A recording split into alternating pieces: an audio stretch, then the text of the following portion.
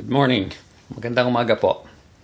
Yesterday, there was an announcement made regarding some changes regarding testing and quarantine protocols and such. It created so much confusion that I'm going to let you hear exactly what the announcement was all about. Stay with me. We'll go through it.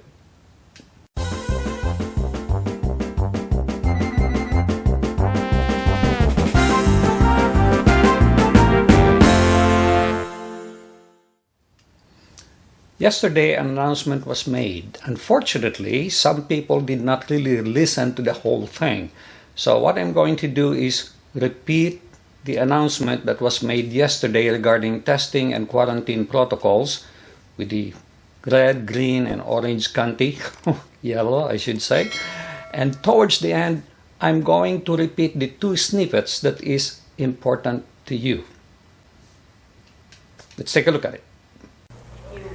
Magandang tanghali po sa ating mga kababayan at sa mga miyembro ng Malacanang Press Corps. Now please allow me to begin today's briefing with several important matters involving the two latest resolutions of the IATF.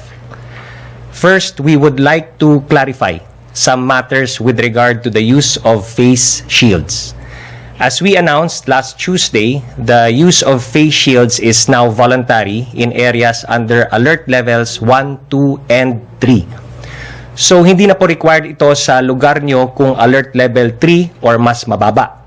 However, in IATF Resolution number 149, we clarified that the voluntary use of face shields for areas under alert levels 1 to 3 is, and I quote, without prejudice to employers still requiring their use for their employees or workers and or customers in their respective premises. End of quote. Kaya pwede pong i-require ng mga employers ang mga empleyado nila mag-face shield sa kanilang workplaces. At pwede din pong i-require ng private establishments ang mga customers nila na mag-face shield. That is within their discretion po. Upon the recommendation of the Department of Foreign Affairs, we shall now accept and recognize the national COVID-19 vaccination certificates of Austria, Kazakhstan, Singapore, and the United Arab Emirates for purposes of arrival quarantine protocols as well as for interzonal and intrazonal movement. In light of this and similar announcements, the IATF reiterates that the Bureau of Quarantine, the Department of Transportation One-Stop Shop, and the Bureau of Immigration have been directed to recognize only the proofs of vaccination that have been approved by the IATF. Sa usaping bakuna naman, nagpahayag ng buong suporta ang IATF sa National Vaccination Days o ang Bayanihan Bakunahan na gagawin mula 29 ng Nobyembre hanggang 1 ng Disyembre. Ang Bayanihan Bakunahan ay whole of nation at whole of society approach. Kaya naman, lahat ng member agencies ay inatasang ibigay ang buong nilang suporta sa simultaneous vaccination rollout.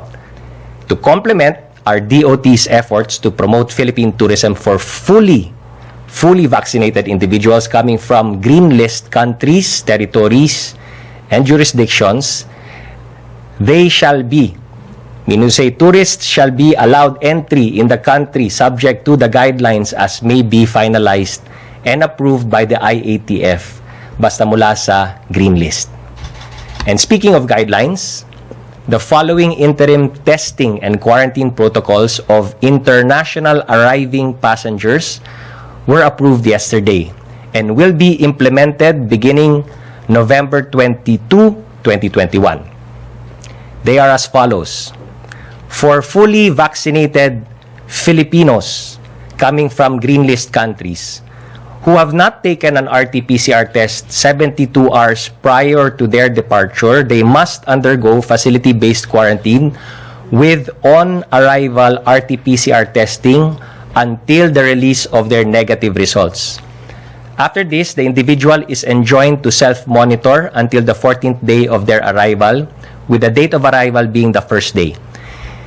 If a fully vaccinated Filipino has taken a negative test within 72 hours prior to departure from a green list country, no facility-based quarantine and no on-arrival RT-PCR test will be required. Pumunta naman po tayo sa mga fully vaccinated foreigners coming from green list. A negative RT-PCR test shall be required to be taken within 72 hours prior to departure. And upon arrival, no facility-based quarantine and no on-arrival RT-PCR test will be further required, but the passenger is enjoined to self-monitor for any symptoms until the 14th day. Again, with the first day being the date of arrival.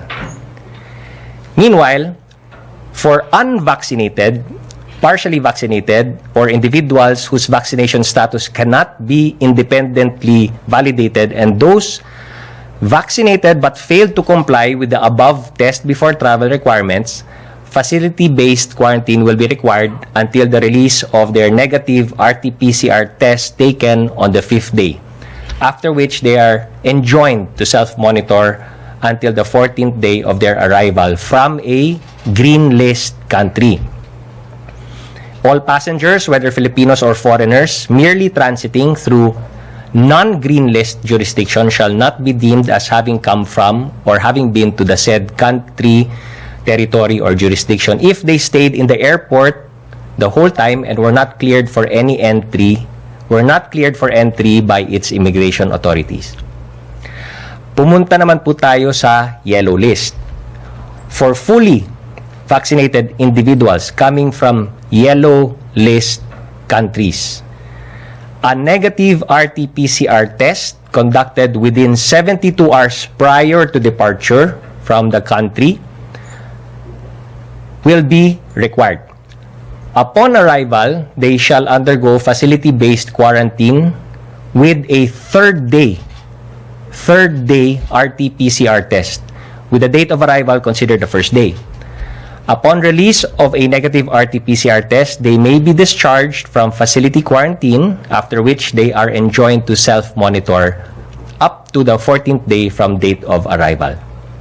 On the other hand, fully vaccinated individuals from yellow list nations without a negative pre-departure test shall be required to undergo facility-based quarantine with a 5th day RT-PCR test, with the date of arrival considered the first day.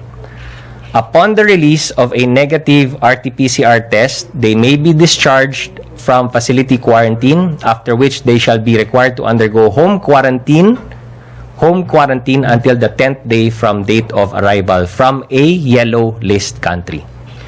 Individuals who are unvaccinated, partially vaccinated, or whose vaccination status cannot be independently validated are to undergo facility-based quarantine with an RT-PCR test done on the 7th day, with date of arrival being the first day. So, 7th day, no? Upon the release of a negative RT-PCR test, individuals shall be required to undergo home quarantine until the 14th day from date of arrival. Sa red list naman. Sa red list, inbound international travel of all persons, regardless of vaccination status, coming from or who have been to red list territory within the last 14 days prior to arrival to any port of the Philippines shall not be allowed. Only Filipinos returning to the country via government-initiated repatriation, non-government-initiated repatriation, and Bayanihan flights may be allowed entry subject to a 10-day facility-based quarantine upon arrival. Passengers, whether Filipinos or foreigners, merely transiting through red list nations shall not be deemed as having come from or having been to said country, territory, jurisdiction, or if they stayed in the airport the entirety of their layover and were not cleared by its immigration authorities. Upon arrival in the Philippines, passengers who merely transited through a red list nation shall comply with existing testing and quarantine protocols. Testing and quarantine protocols of minors shall follow. Ito, importante to.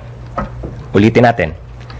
testing and quarantine protocols of minors shall follow the testing and quarantine protocols of the parent or guardian they are traveling with, regardless of the minor's vaccination status and country of origin.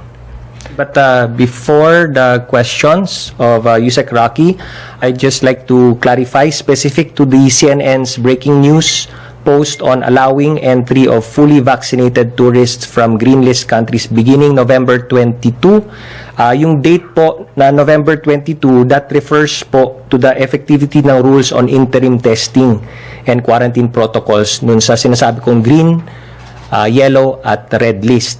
Yung opening to tourist, wala pa po tayong set date dyan kasi meron po tayong fina-finalize konti na lamang dun sa guidelines for tourists coming from green list. So yung date po na November 22, hindi pa po yan final for tourists coming from green list countries. That is something that konting adjustment, konting finalization na lamang ng guidelines namin for tourists coming from green list at ilalabas po ng IATF yung guidelines na yan. And we will announce the dates immediately for tourists, again for tourists.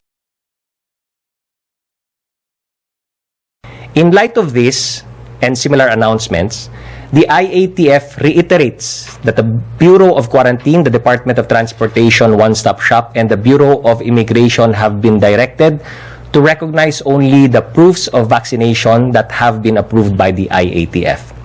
I'd just like to clarify specific to the CNN's breaking news post on allowing entry of fully vaccinated tourists from green list countries beginning November 22. Yung date po na November 22, that refers po to the effectivity ng rules on interim testing and quarantine protocols nun sa sinasabi kong green, yellow at red list. Yung opening to tourist, wala pa po tayong set date dyan kasi meron po tayong fina-finalize konti na lamang dun sa guidelines for tourists coming from green list. So yung date po na November 22, hindi pa po yan final for tourists coming from green list countries. That is something that konting adjustment, konting finalization na lamang ng guidelines namin for tourists coming from green list at ilalabas po ng IATF yung guidelines na yan. And we will announce the dates immediately for tourists, again for tourists. There you have it. As you can see, the change has nothing to do with immigration. It has something to do with coronavirus pandemic protocols regarding testing and quarantine requirements. It does not change anything about visa requirements. So the visa requirement stays the same. No such thing as tourists going into the country. It's still closed. The border is still closed. When that time comes, and he gave some indication that it may open up fairly shortly, but they're still working out some of the details. And I think they will open this up pretty soon. If anything, it could be because it's getting close to the holidays, or it's because election is coming, and what they're doing is they're gradually changing the requirement so the hotels are not all of a sudden no revenue, no income. So they're gradually phasing it out. I hope the end is going to come soon. Let's pray that that happens, because I too would like to go back to the Philippines, but I'm not going to plan anything until next year, when hopefully this whole thing is completely eliminated. These requirements, the green, yellow, it's so confusing. Why can't they just make one simple rule and that's it? Everybody is subjected to the same thing. Why foreigners? Why Filipinos? Why vaccinated? Why unvaccinated? To make the regulation effective, it has to be made simple. Simple, simple. I hope Philippine government people realize that. When will they ever learn? That's what I always ask. Anyway, thank you very much for watching. Please do share this with others. I'll appreciate it if you click like. And please do subscribe to my channel unless you have already done so. And don't forget to click the notification bell. Thanks again, God bless, and make it a great day.